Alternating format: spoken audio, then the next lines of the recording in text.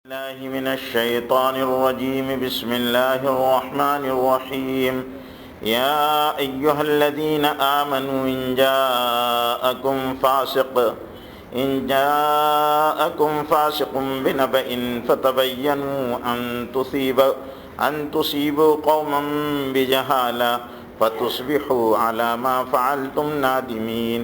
واعلموا أن فيكم رسول الله لو يطيعكم في كثير من الأمر لعنتم ولكن الله حبب إليكم الإيمان وزينه في قلوبكم وكره إليكم الكفر والفسوق والعصيان أولئك هم الراشدون فضلا من الله ونعما والله عليم حكيم. وإن طائفتان من المؤمنين اقتتلوا فأصلحوا بينهما فإن بغت إحداهما على الأخرى فقاتلوا التي تبغي حتى تفيء إلى أمر الله فإن فاءت فأصلحوا بينهما بالعدل وأقسطوا إن الله يحب المقسطين. إنما المؤمنون إخوة فأصلحوا بين أخويكم واتقوا اللہ لعلکم ترحمون. یہ سورہ حجرات ہے. کل حضور اکرم صلی اللہ علیہ وسلم کے تعلق سے بتایا گیا تھا کہ حضور اکرم صلی اللہ علیہ وسلم کا ادب اور آپ صلی اللہ علیہ وسلم کا احترام اور آپ صلی اللہ علیہ وسلم کی تعظیم انتہائی ضروری ہے. وہاں پر ایک چیز اور کہ جو تعظیم کا مسئلہ ہے اس میں دو چیزیں ہیں کہ فارس اور روم کے لوگ اپنے بڑوں کو سجدہ تعظیم بھی کیا کرتے تھے اور ان کے سامنے جھک کر آداب بجا لایا کرتے تھے. تو اس چیز کو اسلام نے پسند نہیں کیا. ہمارے ہاں احترام اکرام اس کی تعلیم دی گئی کہ ہم اپنے بڑوں کا اکرام کریں، اپنے بڑوں کا احترام کریں، لیکن تعظیم میں جو تصور تھا خدائی کا درجہ دے دینا، تو اس کی اللہ کے سوا کسی غیر اللہ کو چاہے نبی ہی کیوں نہ ہو تعظیم کا وہ رتبہ نہیں دیا جا سکتا جو اللہ کے شایان شان ہے. اس لیے حدیث میں آتا ہے، حضور اکرم صلی اللہ علیہ وسلم کے ارشاد کا مفہوم ہے کہ کسی کے تعظیم میں کھڑے رہنا درست نہیں ہے. تو وہاں پر وہ تعظیم سے مراد وہ تعظیم ہے جس میں اس کو ایسی اہمیت دی جائے جو اللہ تعالیٰ کو اہمیت دی جانی چاہیے. البتہ حضور اکرم صلی اللہ علیہ وسلم کے عمل سے بات ثابت ہے کہ حضور صلی اللہ علیہ وسلم آنے والوں کے اکرام میں کھڑے رہتے تھے اور ان کا استقبال کرتے، ان کو جو عزت دینا چاہیے وہ عزت دیا کرتے تھے. جیسے حضرت حلیمہ سعدیہ کے بارے میں روایت کے اندر آتا ہے کہ جب حضور صلی اللہ علیہ وسلم کو حضرت حلیمہ سعدیہ کے آنے کی اطلاع ملی تو آپ صلی اللہ علیہ وسلم ایسے تیزی سے اٹھے کہ آپ صلی اللہ علیہ وسلم کی چادر گھسٹ رہی تھی اور آپ میری اماں میری اماں یہ کہتے ہوئے آپ صلی اللہ علیہ وسلم دوڑے. ایک دوسری روایت میں حضرت شیمہ کے بارے میں آتا ہے جو حضور اکرم صلی اللہ علیہ وسلم کی رضائی بہن تھی کہ جب شیمہ کو لوگوں نے بتایا، اگرچہ یہ روایت بہت ضعیف ہے لیکن بہرحال سیرت نگاروں نے اس روایت کو بیان کیا ہے کہ حضرت شیمہ سے لوگوں نے کہا کہ تمہارے وہ ہاشمی بھائی کے بارے میں کی شان تم کو معلوم ہے؟ بڑے بڑے حکمراں اور بڑے بڑے لوگ ان کے پاس آتے ہیں اور ان کے پاس سے لوگوں کو کوئی محروم نہیں جاتا. تم بھی جاؤ اور حضور اکرم صلی اللہ علیہ وسلم سے ملاقات کرو. شیمہ مدینے کی آئی تو حضور اکرم صلی اللہ علیہ وسلم کے پاس جب اطلاع کرائی کہ آپ کے سے بنو سعد ابن بکر کی ایک خاتون ملنا چاہتی ہے تو حضور صلی اللہ علیہ وسلم نے پوچھا کون ہے؟ تو بتایا گیا کہ حلیمہ سعدیہ کی بیٹی شیمہ ہیں. حضور صلی اللہ علیہ وسلم نے بلایا. لوگ آپ صلی اللہ علیہ وسلم کے پاس بیٹھے ہوئے تھے تو آپ صلی اللہ علیہ وسلم نے حضرت شیمہ کو اپنے پاس بلایا، اپنی چادر بچھائی اور اس پر بٹھایا اور بہت ان کی باتوں کو دلجوئی کے ساتھ سنا، پوری تسلی دی، اور پھر حضور اکرم صلی اللہ علیہ وسلم نے شیمہ سے کچھ بچپن کی باتیں جو حضور صلی اللہ علیہ وسلم اور شیمہ کے درمیان ہوا کرتی تھی ان باتوں کا تذکرہ ہوا۔ حضرت شیمہ کو حضور صلی اللہ علیہ وسلم نے اپنا بازو کپڑا اٹھا کر، چادر ہٹا کر وہ جگہ بتائی جہاں حضرت شیمہ نے حضور صلی اللہ علیہ وسلم کو دانت کاٹے تھے، کہا یاد ہے شیمہ تم نے مجھے یہ دانت کاٹے تھے؟ اور پھر حضرت شیمہ کو خوب اللہ کے رسول صلی اللہ علیہ وسلم نے جو بھی داد و دہش تھی، جو دینا تھا وہ عطا فرمایا، اور شیمہ کو روانہ کرنے کے لیے خود حضور صلی اللہ علیہ وسلم ان کا جو جہاں ٹھہری ہوئی تھی ان کی منزل تک حضور صلی اللہ علیہ وسلم تشریف لے گئے۔ تو یہ چیزیں جو ہے وہ اکرام و احترام کی نوعیت کی ہے، جس کا ثبوت حدیث سے اور کتابوں سے ملتا ہے۔ یہاں ایک بہت اہم مسئلہ جو معاشرتی مسئلہ ہے اللہ تعالیٰ نے اس کو بیان کیا ہے، وہ یہ ہے کہ یا ایھا الذین آمنوا، یہ ہم لوگوں کے بھی سمجھنے کا ہے، اگرچہ خاص تناظر میں یہ آیت نازل ہوئی ہے لیکن اس کا حکم جو ہے وہ عموم کے درجے کا عام حکم ہے۔ یہ یا ایھا الذین آمنوا، اے ایمان والو، ان جاءکم فاسق، اگر تمہارے پاس کوئی شریر کوئی خبر لے کر آئے۔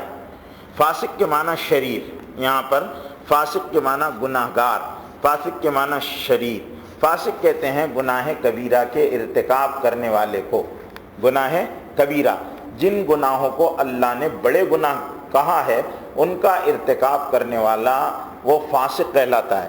ان جاءکم فاسق، اگر تمہارے پاس کوئی بڑا گناہ گار شریر آئے، بنبا، ایسی خبر لے کر، کوئی خبر لے کر تمہارے پاس آئے کسی بھی قسم کی، تو کیا کرو تم؟ فتبینوا، اس کی تحقیق کر لیا کرو۔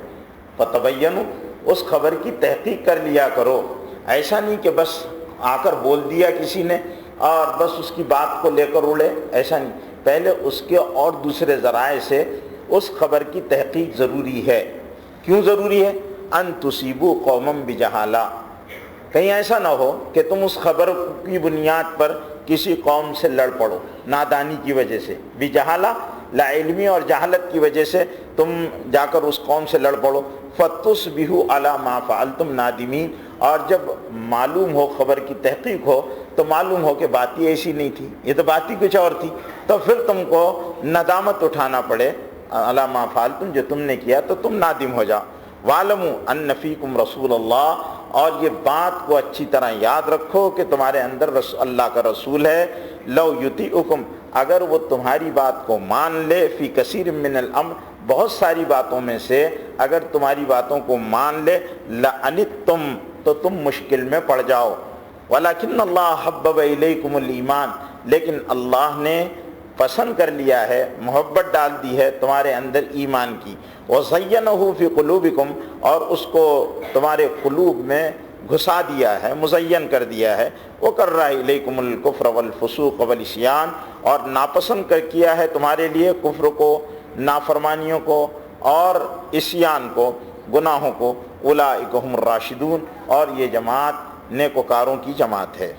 فضلا من اللہ، اللہ کے فضل سے اور اس کی نعمت سے، واللہ علیم حکیم، اور اللہ زیادہ جاننے والے اور زیادہ حکمت والے ہیں۔ ان آیات میں ایک مخصوص واقعے کی طرف نشان دہی ہے کہ حضرت بنو مستلق کے ایک سردار جن کا نام حارث ابن زرار تھا، وہ حضور صلی اللہ علیہ وسلم کی خدمت میں آئے، انہوں نے اسلام کے بارے میں پوچھا تو حضور اکرم صلی اللہ علیہ وسلم نے ان کو اسلام کی تفصیلات تعلیم فرمائی، انہوں نے اسلام قبول کیا۔ پھر حضور اکرم صلی اللہ علیہ وسلم سے انہوں نے اجازت لی اور انہوں نے یہ کہا کہ اے اللہ کے رسول، میں اپنی قوم میں جاتا ہوں، میں ان کو نماز پڑھنے کو حکم دوں گا، ایمان کی دعوت دوں گا، نماز پڑھنے کا حکم دوں گا، اور ان کو جماعت کی نماز کے ساتھ نماز ادا کیا کروں گا، اور ان کی زکوٰۃ وصول کیا کروں گا۔ آپ فلاں مہینے کی فلاں تاریخ کو اپنے آدمی کو بھیج دینا، میرے پاس زکوٰۃ جمع رہے گی، وہ زکوٰۃ میں آپ کے آدمی کے پاس، جو بھی آپ کا نمائندہ آئے گا اس کے پاس دے دوں گا۔ یہ بات ہو گئی۔ اب حضرت حارث ابن زرار ابن ابی الزرار جو ہیں وہ اپنے قبیلے بنو مستلق کے سردار تھے، غزوہ بنو مستلق میں چلے گئے۔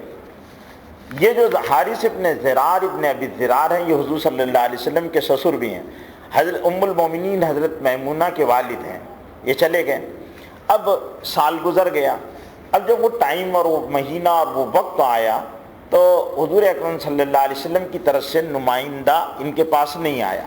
کافی دن ہو گئے انتظار کرتے ہوئے کہ ٹائم طے تھا، مہینہ طے تھا، کہیں اللہ کے رسول ہماری کوئی بات سے ناراض تو نہیں ہو گئے جس کی وجہ سے آدمی آپ نے نہیں بھیجا۔ اب انہوں نے کیا کیا کہ اپنے جتنے بھی قبیلے کے اور سردار تھے ان کو جمع کر کر یہ بات کی کہ بھائی کہیں ایسا تو نہیں کہ اللہ کے رسول ہم سے ناراض ہو گئے، ہم لوگوں کو خود چلنا چاہیے اور حضور صلی اللہ علیہ وسلم سے بات کرنا چاہیے۔ یہاں ایک مسئلہ ہو۔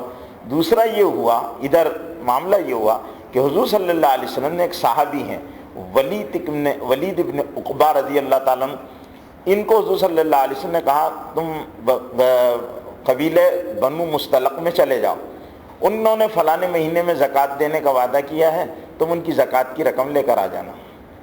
حضرت ولید ابن عقبہ رضی اللہ تعالیٰ عنہ کی اور بنو مستلق کے لوگوں کی، قبیلہ مستلق کے لوگوں کی پرانی دشمنی تھی۔ حضرت ولید ابن عقبہ کے ذہن میں خیال یہ پیدا ہوا کہ اگر میں یہاں جاؤں تو یہ پرانی دشمنی ان کو یاد آئے گی اور یہ مجھے ماریں گے، مار ڈالیں گے، جو بھی ان کے ذہن میں خیال پیدا ہوا، اس خیال کی وجہ سے یا تو وہ وہاں گئی نہیں حضرت ولید، اور واپس ہو گئے اور آ کر حضور صلی اللہ علیہ وسلم سے انہوں نے یہ کہہ دیا کہ اللہ کے رسول ان لوگوں نے زکوٰۃ نہیں دی اور وہ سارے کے سارے میرے مارنے کے درپے ہو گئے تھے، اس لیے میں واپس آ گیا۔ ایک روایت تو مفسرین نے یہ بیان کی، دوسری روایت یہ بیان کی کہ جب یہ گئے وہاں پر تو لوگوں کو معلوم ہوا کہ حضور صلی اللہ علیہ وسلم کا نمائندہ آ رہا، تو وہ شہر کے باہر نکلے ان کا استقبال کرنے کے لیے کہ رسول اللہ کا قاصد آ رہا ہے، نمائندہ آ رہا ہے، تو بڑے جوش و خروش میں استقبال کے لیے یہ شہر کے باہر نکلے۔ ان کو غلط فہمی یہ ہو گئی کہ یہ اب مجھے مار ڈالیں گے، تو انہوں نے کیا کیا، وہیں سے واپس آ گئے اور ان سے بات بھی نہیں کی۔ آ کر حضور صلی اللہ علیہ وسلم کہا کہ ان کے تیور اچھے نہیں تھے، وہ سب مرتد ہو گئے ایسا لگ رہا ہے۔ اب انہوں نے سب انداز سے ایسی باتیں کہہ دی۔ حضور صلی اللہ علیہ وسلم کو جب یہ معلوم ہوا کہ میرے نمائندے کو ڈرایا گیا، دھمکایا گیا، واپس بھیج دیا گیا، تو حضور صلی اللہ علیہ وسلم نے حضرت خالد ابن ولید رضی اللہ تعالیٰ عنہ کو ایک جماعت کے ساتھ کہا کہ تم جاؤ اور بنو مستلق کے لوگوں کے پاس جاؤ، لیکن ایک بات یاد رکھنا کہ فوراً ان پر چڑھائی مت کرنا، پہلے معاملات کی تحقیق کرنا کہ بھئی معاملہ کیا ہے۔ تم نے جب اپنے طور پر طے کیا تھا کہ فلاں مہینے میں فلاں تاریخ کو ہم زکوٰۃ دیں گے، جب ہمارا آدمی آیا تو تم لوگوں نے نہ اس کو زکوٰۃ دی بلکہ اس کو مارنے کی دھمکیاں دے کر تم نے اس کو روانہ کر دیا۔ معاملہ کیا ہے، پہلے تحقیق کرنا۔ اور اس کے بعد ایک روایت یہ ہے کہ جب یہ مدینے کے باہر نکل رہے تو ادھر سے حضرت حارث ابن زرار ابن ابی زرار رضی اللہ تعالیٰ عنہ اپنے قبیلے کے سرداروں کے ساتھ آ رہے تھے۔ حضرت خالد کی ان کی ملاقات ہوئی تو حضرت حارث ابن زرار نے پوچھا کہ خالد کہاں جا رہے ہو؟ کہا کہ تم ہی لوگوں کی خیر خبر لینے کے لیے اللہ کے رسول نے بھیجا ہے، ہم تمہاری طرف جائیں۔ بولے خیریت تو ہے؟ کہنے لگے یہاں تو تمہارے بارے میں خبر یہ ہے کہ تم لوگ مرتد ہو چکے ہو اور تم لوگوں نے زکوٰۃ دینے سے انکار کر دیا۔ تو انہوں نے کہا اس ذات کی قسم جس نے حضرت محمد صلی اللہ علیہ وسلم کو حق لے کر بھیجا ہے، ہم نے نہ کبھی ارتداد اختیار کیا، نہ ہم نے زکوٰۃ دینے سے انکار کیا، نہ ہمارے پاس کوئی رسول اللہ کا نمائندہ آیا۔ حضرت خالد ایک دم ہو گئے، کہنے لگے چلو پھر رسول اللہ سے بات کریں گے۔ اور کہا ہم تو یہ پریشان تھے کہ اللہ کے رسول کہیں ہم سے ناراض تو نہیں ہو گئے، کوئی ایسی بات ہمارے تعلق سے معلوم ہوگی رسول اللہ کو اور رسول اللہ ہم سے نہ، چلو رسول اللہ کے پاس پہنچے۔ حضور صلی اللہ علیہ وسلم نے سامنے آئے تو حضرت حارث سے پوچھا بھائی کیا معاملہ ہے، تم نے ہمارے آدمی کہا اللہ کے رسول اس ذات کی قسم جس نے آپ کو حق لے کر بھیجا ہے، نہ ولید نے عقبہ کو میں نے قبیلے بنو مستلق میں دیکھا نہیں، وہ ہمارے پاس آئے نہیں، میں نے دیکھا ہی نہیں اس کو، اور ان سے کوئی بات ہی نہیں ہوئی۔ ان کا ہم تو انتظار کر رہے تھے، جب یہ نہیں ہوا تو میں نے لوگوں کو جمع کیا اور ان کو سب کے سامنے صورتحال رکھی اور ہم آپ کے پاس وجہ دریافت کرنے کے لیے آئے ہیں، معاملہ ہے۔ حضرت ولید ابن عقبہ کو بلایا حضور صلی اللہ علیہ وسلم، کبھی معاملہ کیا ہے؟ تو حضرت ولید ابن عقبہ نے کہا اللہ کے رسول میرے کو ان کے اندازوں سے ایسا معلوم ہوا تھا، اس لیے میں نے ایسی بات عرض کر دی تھی۔ یہ واقعہ اتنا یہاں تک ہے۔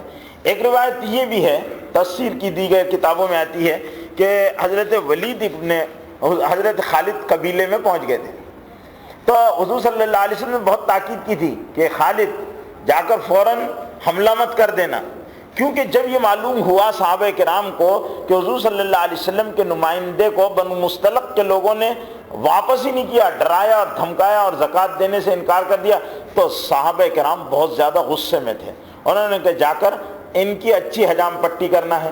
تو وہ لوگ جو ہیں وہ جذبات میں جا رہے تھے، حضور صلی اللہ علیہ وسلم نے خالد پہلے تحقیق کرنا، معاملہ کچھ اور ہوتا ہے، بات کچھ اور ہوتی ہے، اور بات بنانے والے بات بنانے کی بجائے بگاڑتے بہت زیادہ ہیں، اس لیے تحقیق کر لینا۔ حضرت خالد گئے، قبیلے کے باہر رات میں انہوں نے قیام کیا، اپنے جاسوس بستی کے اندر بھیجے اور سمجھدار قسم کے لوگوں کو اندر بھیجا۔ انہوں نے دیکھا کہ نماز بھی پڑھ رہے ہیں، سارے اعمال ان کے مسلمانوں جیسے ہیں، اور کوئی ایسی بات ان کو نظر نہیں آئی۔ انہوں نے حضرت خالد کو آ کر اطلاع دی کہ بھئی رات ہم نے گزاری ان کے ہاں، ان کے لوگوں سے ملاقاتیں کی، کوئی ان کے ہاں بغاوت نظر نہیں آ رہی ہے اور وہ بالکل اسلام پر جمے ہوئے ہیں۔ تو حضرت خالد نے کہا اچھا بلاؤ ان کے سرداروں کو۔ ان کے سرداروں کو بلایا گیا کہ آپ نے رسول اللہ کے نمائندے کو کیوں واپس کر دیا؟ تو انہوں نے کہا کہ بھئی ایسا ایسا معاملہ تھا، ہمارے پاس کوئی آیا نہیں۔ تو حضرت خالد نے کہا ٹھیک ہے، اب زکوٰۃ کی دیر انہوں نے دے دیا، اور کہا چلو تم بھی رسول اللہ کے پاس، تاکہ معاملے کی صفائی ہو جائے اور تمہارے تعلق سے جو بدگمانیاں پیدا ہو گئی وہ اس کی وضاحت ہو جائے۔ حضرت زرار ابن ابی زرار، حارث ابن زرار ابن ابی زرار رضی اللہ تعالیٰ عنہ اور دوسرے ان کے قوم کے لوگ حضور صلی اللہ علیہ وسلم کی خدمت میں آئے۔ اب یہ واقعہ اللہ تعالیٰ نے اس واقعے کو یہاں پر بیان کیا، لیکن یہاں ایک مسئلہ یہ ہے کہ اللہ نے فاسق کا لفظ استعمال کیا ہے، وَإِن جَاءَكُمْ فَاسِقٌ بِنَبَإٍ، اگر کوئی فاسق تمہارے پاس۔ یہ علماء امت کا اتفاق ہے کہ کوئی صحابی رسول اللہ کا فاسق نہیں ہو سکتا، رسول اللہ کا کوئی صحابی فاسق نہیں ہو سکتا، اس پر تمام امت کا اتفاق ہے، اور ہر ایمان والے کو یہ عقیدہ رکھنا چاہیے کہ صحابی فاسق نہیں ہوتا۔ بڑے گناہ کا ارتکاب اگر صحابہ کرام سے ہوا بھی ہے تو صحابہ کرام نے توبہ کی ہے، اور توبہ کرنے کے بعد گناہ باقی نہیں رہتا۔ جیسے ایک صحابی کا واقعہ حدیث کے اندر آتا ہے کہ ان سے کوئی غلطی سرزد ہو گئی، وہ آئے اور انہوں نے مسجد نبوی میں اپنے آپ کو ایک ستون سے باندھ دیا، حضرت حارثہ رضی اللہ تعالیٰ عنہ۔ اس لیے اس ستون کو جس سے انہوں نے باندھا تھا اس کو استوان توبہ کہتے ہیں۔ جو لوگ مسجد نبوی میں گئے ہوں گے اور انہوں نے وہ ریاض الجنہ کا علاقہ حصہ دیکھا ہوگا، وہاں پر کئی ستون ہیں، جس میں سے ایک ستون کا نام استوان توبہ ہے، جہاں وہ صحابی نے حضرت حارثہ نے اپنے آپ کو باندھ دیا تھا، ان سے کوئی گناہ ہو گیا تھا، اور قسم کھا لی تھی کہ جب تک اللہ کے رسول صلی اللہ علیہ وسلم مجھے اپنے ہاتھوں سے نہیں کھولیں گے نہ میں اپنے آپ کو آزاد نہیں کراؤں گا۔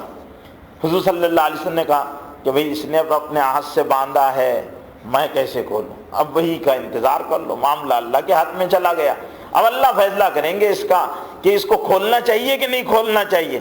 تو اللہ نے ان کی توبہ کو قبول کیا۔ وہ توبہ کا ایک انداز تھا، اور بندے کے اندر اپنے کیے ہوئے پر ندامت اور پچھتانے کی یہ آخری وہ درجے کی چیز تھی۔ اللہ تعالیٰ کو ان کی توبہ پسند آئی، اللہ نے کہا نہیں، ان کو کھول دو، آزاد کر دو۔ حضور صلی اللہ علیہ وسلم نے اپنے دست مبارک سے اس کو کھولا۔ وہ جگہ ایسی مقبولیت اس کو عطا کی اللہ تعالیٰ نے استوان توبہ کو کہ اگر وہاں بڑے سے بڑا گناہگار اپنے گناہوں کی توبہ کرتا ہے تو اللہ تعالیٰ اس کے بڑے سے بڑے گناہ کو معاف کر دیتا ہے، بڑے سے بڑے گناہ کو معاف کر دیتا ہے۔ جو ظاہر جاتے ہیں مسجد نبوی میں اور ریاض الجنہ میں تو وہاں پر وہ استوان توبہ پر جا کر دعا قبول کرتے، تو باندھ دیا صحابی نے۔ تو صحابہ کرام کے تعلق سے میں بہت تفصیلات علماء نے لکھی ہے اور بڑی تفصیلی بحثیں اس سلسلے میں ہوئی ہے، لیکن چونکہ سارے لوگوں کے فائدے کی چیز بھی نہیں ہے اس میں تفصیلات میں، صرف خلاصہ کہ صحابی سے گناہ ہوتا نہیں، صحابہ سے گناہ ہوئے، صحابہ سے گناہ ہوتے ہیں، لیکن صحابہ کا گناہ باقی رہتا نہیں، صحابی کا گناہ باقی رہتا نہیں، اس لیے صحابی کو گناہ کی بنیاد پر تانا نہیں دے سکتے۔ صحابہ کے گناہ اللہ نے معاف کر دیے، اور ان کو سب سے بڑی سند یہ رضی اللہ عنہم ورضوان، وہ حالت گناہ میں دنیا سے انتقال نہیں کرتے، ان سے گناہ ہونے کے بعد وہ فوراً توبہ کرتے۔ جتنے بھی صحابہ کے حدیث میں واقعات آئے ہیں انہوں نے توبہ کی۔ تو پھر یہاں فاسق کا جو لفظ اللہ نے استعمال کیا ہے وہ اصل میں فسق کا، یعنی یہ بات جو تھی ایک صحابی رسول سے ایسی غلطی کہ وہ ایک صرف اندیشے کی بنیاد پر کہ آپ نے اسی بات کہہ دی. اگر رسول اللہ موجود ہو، اگر رسول اللہ بات مان لیتے تو کیا ہوتا؟ بنو مستلق کے لوگ جو ایمان والے تھے بلا وجہ حضرت خالد بن ولید کی لشکر کشی کی وجہ سے مارے جاتے اور قتل کر دیے جاتے، یا ان کو زخم پہنچ جاتے اور بڑا نقصان ہو جاتا، فوراً چڑھائی کرتے. تو یہ بات، اس بات کی وجہ سے اللہ نے یہ لفظ استعمال کیا. اور یہاں پر جب صحابی کے لیے فسق کا لفظ استعمال کیا جائے گا تو یہاں معنی گناہ کے ہوں گے، نہ کہ وہ فسق کے جو اصطلاح شریعت میں فسق کے معنی میں مراد ہوتا ہے وہ معنی مراد نہیں ہوں گے. وَإِن جَاءَكُمْ فَاسِقٌ بِنَبَإٍ فَتَبَيَّنُوا عَلَىٰ مَا فَعَلْتُمْ نَادِمِينَ. تو اب یہاں ایک اصول کی بات یہ بتا دی، مسئلے کی بات یہ ہے کہ خبر کی تحقیق کر لیا کرو، خبر کی تحقیق کر لیا کرو. اس لیے کہ خبر دینے والا کون ہے، اس لیے شہادت خبر کے درجے میں رہتی ہے. اس لیے شہادت کے بارے میں یہ ہے کہ ہر آدمی کی شہادت معتبر نہیں ہے، ہر آدمی کی شہادت معتبر نہیں ہوتی. شہادت کے شرائط لکھے علماء کرام نے، شہادت کے شرائط لکھے ہیں علماء نے کہ کس کی شہادت معتبر ہوگی اور کس کی شہادت معتبر نہیں ہوگی. اس لیے خبر دینے والا خبر کی پوری تحقیق کے بعد لوگوں کیا ہوتا ہے، سنیں اور اس خبر کو پھیلانا شروع کر دیتے ہیں. بات سنیں اور اس کو وہ کرتے ہیں. ایک مرتبہ کا میرا مشاہدے کی تجربے کے بعد میں ایک مسجد میں بیٹھا ہوا تھا اپنے گاؤں میں، تو وہاں پر ایک آدمی آیا اور کہنے لگے بازار میں ایک ٹرک آئی ہے اور اس میں ایسے بڑے بڑے اولے، یعنی سنترے کے سنترے جیسے اولے پڑے ہیں، تو وہ لے کر آئے. میں نے بولا بھئی اتنے بڑے بڑے اولے تو بستیوں کا حال کیا ہوگا جہاں اولے گرے ہوں گے. تو میں نے کہا ٹھیک ہے، سن لیا. پھر ہم لوگ نکلے باہر تو پھر ایک صاحب ملے، کہنے لگے بہت بڑے بڑے اولے. یعنی پوچھتے پوچھتے معلوم یہ ہوا کہ ہر آدمی نے اس خبر کو بڑھا کر بولا تھا، اور وہ تھا کہ معمولی اولے باری ہوئی تھی، لیکن آدمی اس کو بڑھاتا ہے اپنی خبر میں. جب تک وہ چٹپٹا مسالہ نہیں ڈالے گا تو لوگوں کے لیے اس خبر میں کوئی دلچسپی نہیں ہوگی. تو لوگ ایک ہاتھ ککڑی نو ہاتھ بیج اس کو بڑا چڑھا کر بولتے ہیں. تو ان جاءکم فاسق بنبأ، خبر دینے والے کو دیکھو کیسی خبر دے رہا ہے، اس کا نقصان کیا ہوگا، اس پر اگر ایکشن لیا جائے گا تو اس بات کو پھر اپنے سے، میں تجھ سے بول رہا تو نے کسی سے مت بولنا. یہ جو انداز ہے میں تجھ سے بول رہا تو نے کسی سے نہیں بولنا، یہ گویا اس طرح کا اعلانیہ ہے کہ اس خبر کو عام کرنا ہے. اس خبر کو جب آپ کسی کو کہیں گے کہ میں تجھ سے بول رہا ہوں تو نے کسی سے نہیں بولنا، وہ فکر سے دوسرے سے کہے گا کہ میں تجھ سے کہہ رہا ہوں تو نے کسی سے نہیں بولنا، اور خبر جنگل کی آگ کی طرح پھیل جائے گی. اس لیے کہ انسانی کمزوری ہے کہ وہ اپنے پاس کوئی بھی اہم خبر کو ہضم نہیں کر پاتا، وہ دوسرے کو ضرور بولے گا. دوسرے کو اگر آدمی چاہتا ہو کہ اس کے عیب پر اور اس کے راز پر کوئی مطلع نہ ہو، وہ اپنی آپ سے بھی اس بات کو چھپائے تو کسی کو خبر نہیں ہوگی. ورنہ آدمی کی سب سے بڑی کون ہے، اپنی بیوی کو جا کر بولتا ہے. بڑے سے بڑا آدمی ہو جا کر اپنا بھید بیوی کو بولتا. بیوی بیچاری بڑی بھولی بھالی ہوتی ہے، وہ کیا کرتی ہے کہ اس خبر کو پڑوسن کو بول دیتی ہے. اب پھر وہ پڑوسن سے پھر باہر نکلنا شروع ہوتی، پڑوسن اپنے شوہر کو بولتی ہے، شوہر اپنے دوستوں کو، اور راز نہیں رہتا. اگر کوئی آدمی چاہتا ہے کہ اپنی زندگی کے راز کو چھپائے تو سب سے زیادہ کس سے چھپانا چاہیے، بیوی سے چھپانا چاہیے. جو آدمی اپنی بیوی سے اپنی بات کو چھپانے میں کامیاب ہو گیا وہ آدمی دنیا کا کامیاب ترین آدمی ہے. اور جو آدمی ہر بات کو اپنی بیوی سے ہگی متی کرتے رہتا ہے وہ آدمی انتہائی ناکام ہے. اس کے راز نہیں رہتے، اور اس کی زندگی وہ ایک کھلی ہوئی کتاب ہوتی ہے. اس لیے اس کو بتا. تو حضور صلی اللہ قرآن میں کہہ رہا ہے ان جاء فاسق بنبأ، اگر تمہارے پاس کوئی خبر لے کر نافرمان شریر آئے تو اس کی تحقیق کیا کرو. ایسا نہیں فلانے نے بول دیا، ارے فلانے نے بول دیا تو کوئی سند ہے، فلانے نے بولا. یہاں تک کہ اگر معتبر آدمی بھی بول رہا ہے تو شریعت کا اصول کیا ہے، ایک کا بولنا کافی نہیں، ایک کا بولنا کافی نہیں. اگر وہاں ایک آدمی ہے اور دو عورتیں ہیں تو ایک عورت اور دو عورتیں اور ایک مرد مل کر دو گواہیاں مکمل ہوگی، ایک معتبر نہیں ہوگا. تو اس لیے خبروں کو پھیلانے کے سلسلے میں بہت احتیاط کرنا چاہیے، بلکہ یہ ہے کہ اس کو نہ بولیں، جب بلا وجہ بلا ضرورت نہ بولیں تو بہتر ہے۔ وَأَنَّكُمْ وَاعْلَمُوا أَنَّ فِيكُمْ رَسُولَ اللَّهِ، اور یہ بات تم جانتے ہو کہ اللہ کے رسول تمہارے درمیان موجود ہے، لو یطیعکم، اگر وہ تمہاری مانے، فی کثیر من الامر، بہت ساری باتوں میں، لعنتم، تو تم پریشانی میں پڑ جاؤ۔ کیونکہ ظاہر بات ہے کہ اگر رسول اللہ کے پاس آیا، رسول اللہ اس وقت ولید ابن عقبہ کی بات پر یقین کر لیتے اور فوراً آپ صلی اللہ علیہ وسلم فوج کشی کیا کر دیتے تو کتنا بڑا نقصان ہوتا تھا ایک بلا وجہ۔ تو یہ چیزوں کی تحقیق بہت ضروری ہے۔ لیکن اب پھر آگے کہنے والا وَلَٰكِنَّ اللَّهَ حَبَّبَ إِلَيْكُمُ الْإِيمَانَ، لیکن اللہ نے تمہارے لیے ایمان کو پسند کیا، تمہارے دلوں میں اس کو پیوست کیا، تمہارے لیے کفر کو، فسوق کو اور عصیان کو، یہ تین الگ الگ چیزیں ہیں، کفر، فسوق اور عصیان۔ کفر، فسوق اور عصیان۔ کفر کہتے ہیں اللہ کے حکموں کو نہ ماننا اور اس کی ذات کا انکار کرنا، فسق کہتے ہیں اللہ کے احکام کو نہ ماننا اور اس پر ڈٹے رہنا، عصیان کہتے ہیں اللہ کے حکموں کو نہ ماننا اور اس کے خلاف کرنا۔ یہ تینوں الگ الگ چیزیں، اولئک هم الراشدون، اور یہی لوگ نیکی پر ہیں۔ فضلا من اللہ، اللہ کا فضل ہوا جب تو صحابہ کرام کی جماعت اور ونعمہ، اور اللہ کا انعام، واللہ علیم حکیم، اور اللہ جاننے والے اور حکمت والے ہیں۔ وَإِن طَائِفَتَانِ مِنَ الْمُؤْمِنِينَ اقْتَتَلُوا، اب یہاں سے دوسرا معاشرت کا ایک زبردست اصول بیان کیا جا رہا ہے کہ وَإِن طَائِفَتَانِ مِنَ الْمُؤْمِنِينَ، اگر مسلمانوں کی دو جماعتیں آپس میں لڑ پڑیں تو کیا کرو تم؟ اس میں پیٹرول ڈالو تاکہ خوب بھڑکے۔ وَإِن طَائِفَتَانِ مِنَ الْمُؤْمِنِينَ، اگر مسلمانوں کے دو گروہ اور دو جماعتیں آپس میں لڑ پڑیں تو اقتتلوا فاصلحوا، تم ان میں صلح کی کوشش کرو۔ دو مسلمان لڑیں، دو جماعتیں لڑیں، دو گروہ لڑیں، دو فرقے لڑیں تو ان کو آگ مت دو، ان کو پر پیٹرول مت ڈالو۔ فاصلحوا بینہما، ان کے درمیان میں صلح کی کوشش کرو، یہ واجب ہے۔ فاصلحوا بینہما، ان کے درمیان صلح کراؤ۔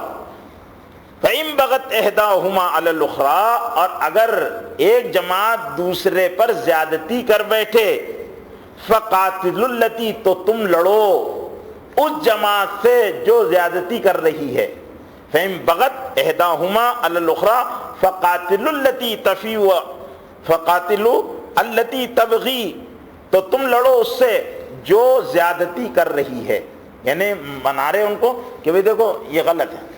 ایک تو مسلمانوں کو آپس میں گروہ بندیاں اور فرقہ بندیوں کی بنیاد پر لڑنا نہیں چاہیے، اور اگر لڑ رہے ہیں دو گروہ ہو جائیں اور ایک گروہ دوسرے گروہ کے خلاف خروج کرتا ہو، سمجھانے کی کوشش کرو۔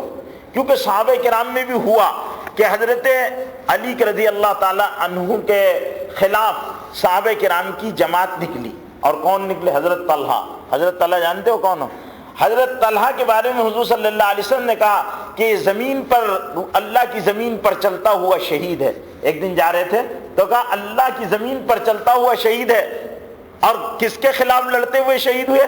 حضرت علی رضی اللہ تعالیٰ عنہ کے خلاف، حضرت عائشہ کی فوج میں تھے اور لڑتے ہوئے شہید ہوئے۔ حضرت زبیر کے بارے میں اللہ کے رسول صلی اللہ علیہ وسلم نے فرمایا، حضرت زبیر حضور صلی اللہ علیہ وسلم کے پھوپھی زاد بھائی ہے، کہا ابن زبیر کا قاتل جہنمی ہے، ابن زبیر کا قاتل جہنمی ہے۔ اور ایک نے حضرت علی کو آ کر کہا، حضرت علی، اے علی، میں نے آپ کے دشمن کو ختم کر دیا۔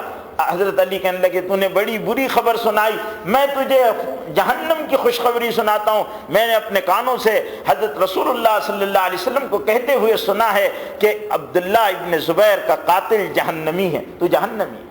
حالانکہ ایک دوسرے کے خلاف ہیں، لیکن صحابہ کرام آپس کی جنگوں کے باوجود بھی جنتی ہے، اور اس وقت تک ان کی وفات نہیں ہوئی جب تک اللہ ان سے راضی نہیں ہوا۔ اللہ راضی نہیں ہوا۔ اس لیے علماء کا اس سلسلے میں بڑا شدید یعنی تقاضا ہے کہ صحابہ کرام کی اچھائیوں کے تذکرے تو ہوں، اگر ان کے کسی جھگڑے کا یا ان کے کسی گناہ کا علم ہو تو ہماری زبانیں خاموش ہو، ہم ان کے بارے میں کچھ نہیں بولنے کے روادار ہیں، وہ کچھ نہیں بولنا چاہیے۔ اگر ان میں سے مسلمانوں کی جماعتوں میں سے ایک اگر واپس آ جاتی ہے، تفیہ الی امر اللہ، اللہ کے امر کی طرف پلٹ آتی ہے، تو بہت اچھی بات ہے، آپ کی صلح خوش آئند ہے فَإِنْ فَاءَتْ فَأَصْلِحُوا بَيْنَهُمَا بِالْعَدْلِ، اور اگر وہ پلٹ کر آتے ہیں تو ان کے درمیان میں صلح کرا دو انصاف کے تقاضوں کو پورا کرتے ہوئے، وَأَقْسِطُوا، اور دستور کا لحاظ کرتے ہوئے، إِنَّ اللَّهَ يُحِبُّ الْمُقْسِطِينَ، اور انصاف کرنے والوں کو اللہ پسند کرتا ہے۔